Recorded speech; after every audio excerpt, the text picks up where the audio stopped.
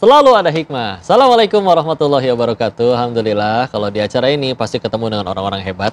Kali ini kau ketemu orang pinter, yang nggak cuman pinter aja, tapi ngajakin orang juga jadi pinter. Kan Masya Allah ya. Sedangkan menurut data di UNESCO, Indonesia masih di bawah banget buat tingkat literasinya. Nah, ini beliau dengan ilmunya mendirikan kampung baca. Pengen ngajakin jadi manfaat.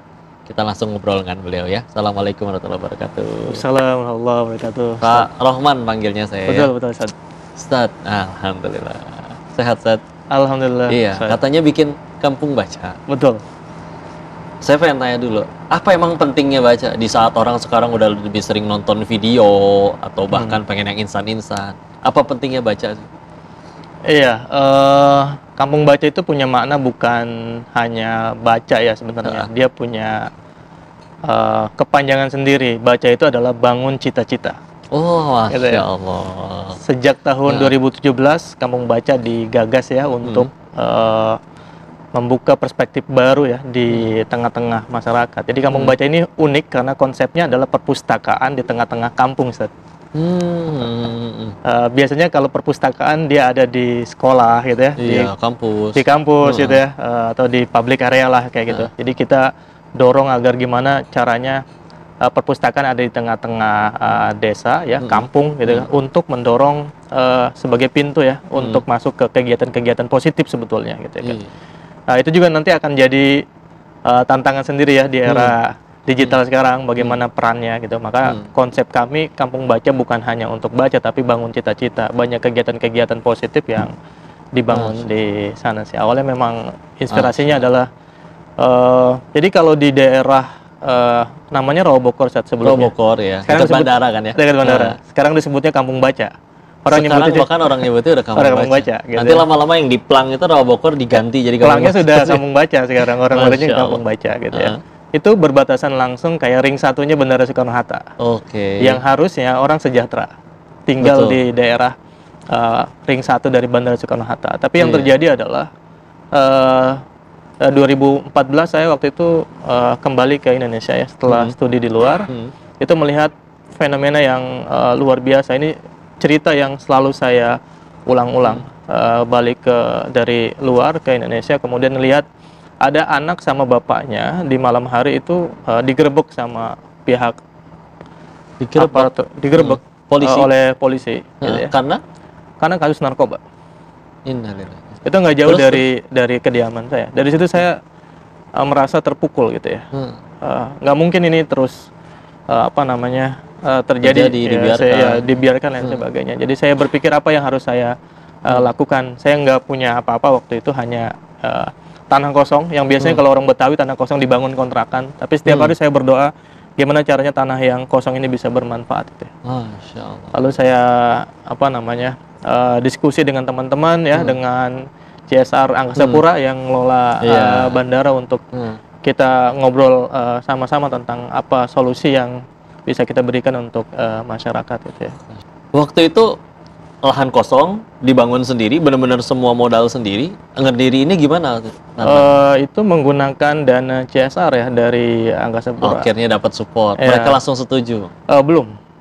Pertanyaannya adalah apakah perpustakaan akan sustain di tengah-tengah kampung?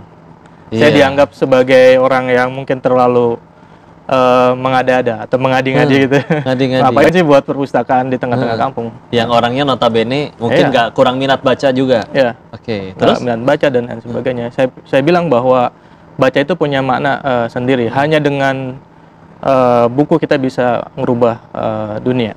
Makanya tagline pertama yang saya buat pada saat itu, kalau di bahasa Inggris kan ya, opening minds to the world katanya, membuka pikiran untuk melihat dunia gitu ya. Jadi saya ajak mereka untuk berkontribusi terhadap kampung dengan cara CSR-nya dialihkan untuk membuat perpustakaan itu. Gitu ya. Maka fokus kegiatan kita bukan hanya baca aja, tapi juga pemberdayaan masyarakat. Kita punya namanya vertical garden ya untuk tanaman, kemudian membuat pengembangan karir, dan satu program yang waktu itu sampai hari ini kita gaungkan adalah SKSS. Apa tuh? SKSS itu satu keluarga satu sarjana. Masya Allah. Saya bilang 20 tahun ke depan, Iya. kalau ada orang datang ke kampung baca, Heeh. mengetuk pintu rumah di kampung baca, saya pastikan waktu itu saya bilang ke teman-teman dan warga di sekitar, tidak ada satu orang pun yang bukan sarjana di dalam rumahnya. Harus ada satu sarjana di dalam rumahnya. Jadi SKSS itu jadi program kita untuk menyulut ya semangat masyarakat. Awalnya mereka nggak semangat untuk membangun. Skeptis ya? Awalnya gimana orang? Skeptis. Gimana sih kuliah aja, makan aja susah. Makan aja gimana susah, kuliah? kenapa harus kuliah segala macam. Yang penting mau makan, dapat duit. Gitu. Ya, akhirnya saya mendorong bagaimana caranya untuk menghadirkan kayak motivator lain sebagainya untuk hadir ke situ, kemudian bicara tentang manajemen karir dan lain sebagainya, mereka bagaimana ke depan gitu ya. Akhirnya mereka setuju untuk bagaimana anak-anaknya mulai untuk bisa hal yang paling sederhana. Awalnya mereka nggak pada mau masuk. Terus sampai akhirnya mereka mulai mau. Ya, yang kita edukasi bukan hanya anaknya, tapi orang tuanya yang paling pertama merubah mindset bahwa pendidikan adalah gerbang untuk ke depan. Lalu saya bercerita ke teman-teman, ke masyarakat bahwa mereka tahu juga waktu kayak misalkan sejak kecil saya dulu pernah jadi pemulung, Sat. Sempet ya, Pak? Sempet. Jadi mulung. Ini benar-benar apa bekas air mineral di angkut itu. Iya, karena ceritanya ya panjang ya. Saya ceritakan sedikit bahwa ya orang tua saya yang laki-laki jarang pulang kira-kira begitu gitu.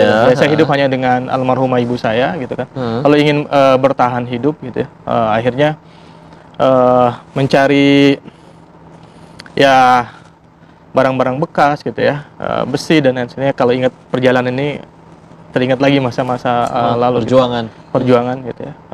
Saya ceritakan juga ke masyarakat di sekitar bahwa mereka juga tahu tentang siapa saya gitu ya, dulunya gitu kan.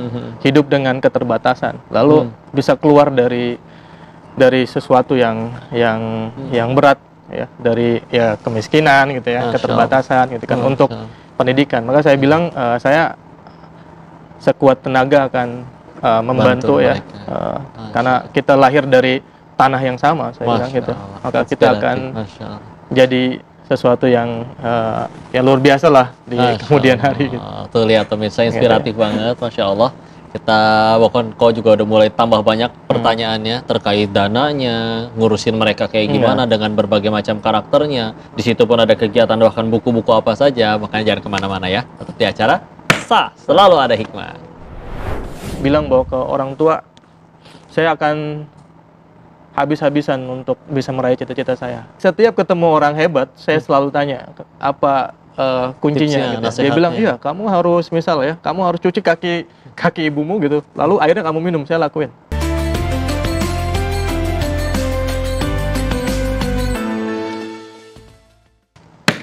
Selalu Ada Hikmah. Pertanyaan selanjutnya, Pak.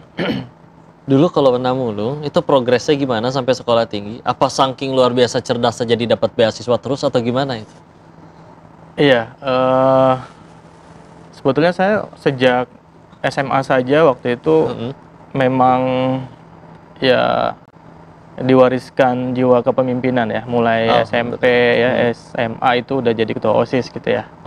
Terus kuliah jadi presiden mahasiswa gitulah. Oh, gitu. Senang organisasi juga ya. Waktu SMA sempat saya akhirnya orang tua saya bilang bahwa saya nggak bisa melanjutkan sekolah karena udah nggak sanggup untuk bayar. Sempat ada ucapan begitu. Iya, karena ibu saya hanya guru ngaji di kampung gitu ya. Masya Allah. Ayah saya, bapak saya itu hanya supir truk di bandara itu. Ya, di bandara itu. Jadi saya harus pilihannya adalah keluar dari SMA waktu itu. Lalu saya bicara ke salah seorang guru gitu, lalu akhirnya saya diperkenankan untuk sekolah saja dulu gitu ya. Saya nggak tahu bayarannya dari mana. Pada saat saya lulus, ternyata saya baru tahu setiap bulan kartu bayaran saya itu dilelang. Dilelang sama guru-guru ya. Siapa yang mau bayar bayaran bulan ini? Tahunya kapan, Bapak? Setelah lulus. Setelah lulus. Baru diceritain. Ya Allah, berarti setiap bulan itu ganti-gantian ya? Nggak tentu sama adanya. Itu gurunya inisiatif sendiri? Gurunya inisiatif. Wah, luar biasa. Dari situ saya ngerasa bahwa hidup itu semacam ya semua sesuatu yang harus saya bayar dengan masa depan yang harusnya lebih cerah dari sekarang gitu ya. Hmm. Cita-cita saya dulu harusnya bukan ke Eropa atau Amerika, bahkan cita-cita saya inginnya ke Al-Azhar, ke Timur Tengah, ke Mesir. Kairo ya. Karena waktu sekolah itu saya dari Tangerang pindah ke Serang, masuk ke boarding school ya. Ya dapat sempat pesantren juga di Serang. Masya Allah. Lalu dari jurusan IPA pindah ke bahasa. Gitu ya. Pindah ke Iya, karena saya ingin ke Al-Azhar waktu itu. Ya udah siap semuanya dan Iya ya, udah persiapan ya, lugawinya udah nih untuk udah bahasa Arabnya. ya, lugawi dan lain sebagainya, hafalan dan saya udah semua gitu ya. Dari sekolah akhirnya lulus 3 orang ke Al-Azhar. Oke. Sayangnya waktu itu salah satu kementerian yang menangani, kita harus mengeluarkan dana sekitar waktu itu 2005 7 juta rupiah. Di 2005 tapi. Ya, tapi orang tua saya tidak menyanggupi. Akhirnya itu yang membuat saya tidak jadi berangkat ke Al-Azhar. Dan stres gitu ya. Rambut dibotakin dan sebagainya gitu ya. Apa jadi ada perasaan ini Pak, atau dendam kah atau apa? Iya, dendam. Yang jadi Dendam karena hidup kayak nggak adil gitu ya. Iya, selalu dibatasi oleh ekonomi. Belajar. Selalu dibatasi oleh ekonomi. Dari situ saya mulai berjuang untuk kayak muter haluan dari saya nggak sanggup ke timur, sekarang saya cari beasiswa ke barat. Oh gitu. Akhirnya ya background agamanya ya sudah ditanamin karena waktu itu persiapannya ke Al-Azhar. Tapi ya Allah Maha Adil ya, Allah jaga dan dilindungi terus setiap tes lain sebagainya. Izin ke orang tua ya, ibu saya, umi saya gitu ya. Itu dia selalu mendoakan lah. Wah, udah senjata terhebat. Ya udah selesai kalau udah ke situ ya. Tapi intinya adalah waktu itu saya bilang bahwa ke orang tua saya akan habis-habisan untuk bisa meraih cita-cita saya. Nggak mau seperti ini gitu. Jadi dendam positif itu setiap ketemu orang hebat, saya selalu tanya apa kuncinya gitu. Dia bilang, iya kamu harus misal ya, kamu harus cuci kaki ibumu gitu. Lalu akhirnya kamu minum, saya lakuin. Kamu harus pergi ke semuanya ya. Puasa 40 hari gitu. Sampai ada yang gitu-gitu juga. Iya, puasa gitu kan. Semuanya itu kayak jadi orang gila gitu kan. Pokoknya selama saya belum ketemu cita-cita saya nggak akan pernah berhenti. Pilihannya udah sukses or die bahkan. Udah. Hidup mati pokoknya harus diserang gitu. Nah itulah yang saya pikir itu perjalanan yang menurut saya ya ini hari ini saya bicara lagi ya di baru keluar lagi selama beberapa tahun akhirnya ya. Dan tantangan dananya akhirnya gimana? Itu kan mungkin bahkan di pikiran saya mungkin bakal ada yang bertanya, gimana saya mau kuliah, emang lu mau biayain gitu? Ada pernah ngomong kayak gitu? Ya, jadi S1 itu beasiswa dari dari IIEF namanya, di Jakarta, Kuningan juga ya. Itu beasiswa dari pemerintah Amerika. Oke. Dapat. Untuk S2 dari GIZ Jerman, Kementerian Ekonomi Jerman, gitu ya. Itu beasiswa juga, gitu ya. Nah, kemudian juga. Ya, S3 sendiri tuh, karena udah kerja. Udah kerja ya. Nah, orang-orang yang di kampung bacanya juga pada kayak gitu nggak? Iya. Ngajakin saya baca, pendidikan penting. Emang lu mau biayain? Gitu juga nggak pertanyaan? Iya, jadi program SKSS itu, Satu Keluarga Satu Sarjana itu kita kerjasama dengan Angkasa Pura untuk membuat semacam prototipe ya untuk 10 orang pertama. Untuk dia disekolahkan, mulai dari SMA. Jadi 3 tahun mereka dibiayai untuk bisa lanjut sudah sekolah. Sampai beres tuh? Sudah banyak yang kuliah.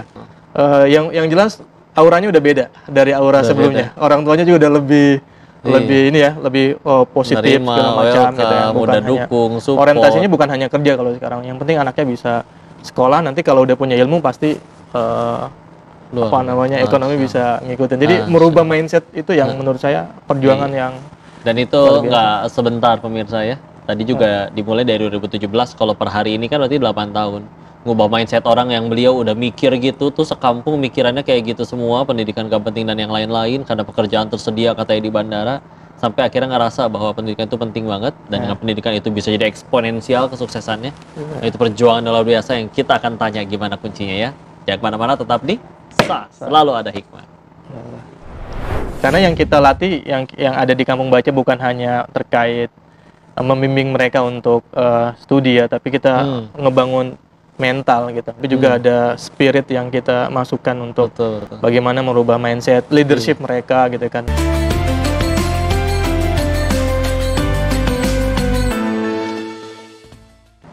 sah, selalu ada hikmah. Kita balik lagi dengan Pak Rahmat yang perjuangannya luar biasa. Kalau sekarang penasaran, tadi sudah ada yang lulus. Nah, penasaran, ini lulusan-lulusan yang udah disarjanakan melalui wasilahnya perjuangan beliau juga. Kayak gimana nih kondisinya? Udah ada yang berprestasi seperti apakah? Atau yang paling diingat, paling berkesan, membanggakan itu gimana, Pak?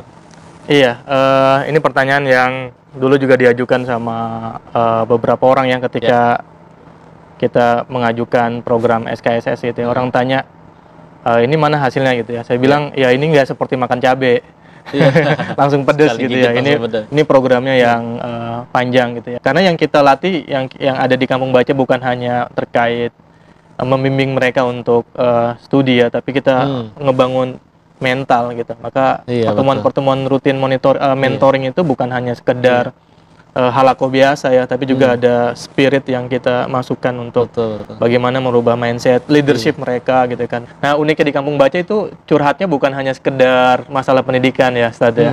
Kadang-kadang ada orang tua yang nggak punya duit gitu ya, itu datangnya ke Kampung Baca. Jadi Kampung Baca udah jadi kayak apa ya, pintu untuk mereka untuk ya udah permasalahan mereka apapun belum bayaran SPP dan sebagainya, kita nggak bisa tolak gitu kan, karena mereka udah menganggap bahwa Kampung Baca kayak semacam apa ya, wadah untuk itu. Wadah untuk itu memang ya, itu kan memang yang cari gara-gara kita.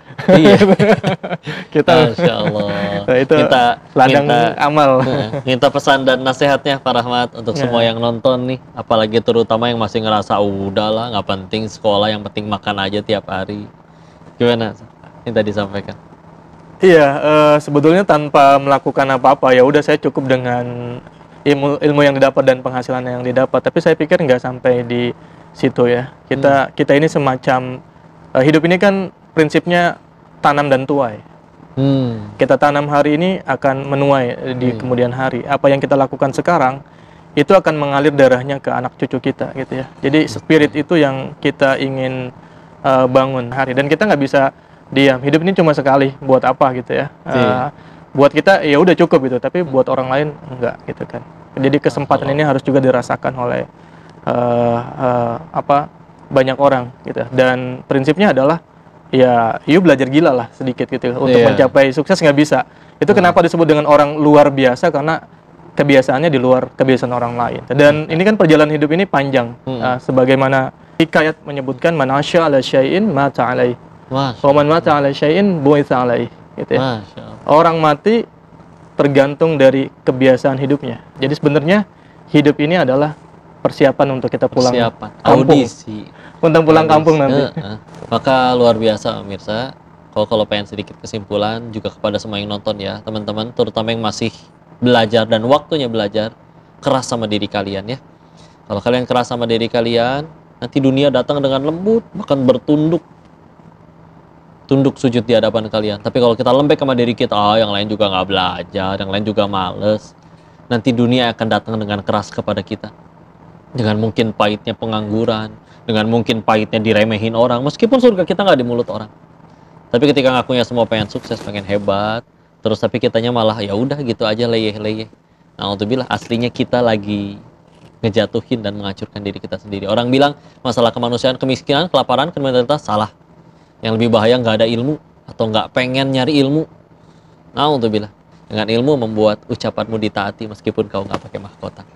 Ini harta yang paling berharga. Mudah-mudahan banyak pelajaran yang bisa kita dapat hari ini, luar biasa. Mudah-mudahan kita bisa mengikuti langkah yang diambil oleh Pak Rahmat, dan mudah-mudahan kita bisa istiqomah di jalan kebaikan itu. Terima kasih banyak, Rahmat. Insyaallah, mudah-mudahan kita jadi pahala jariah buat Rahmat semuanya. Dan untuk itu pemirsa, yuk selalu kalau pengen nyari hikmah terbaik hanya ada di acara Sah, selalu ada hikmah. Assalamualaikum warahmatullahi wabarakatuh.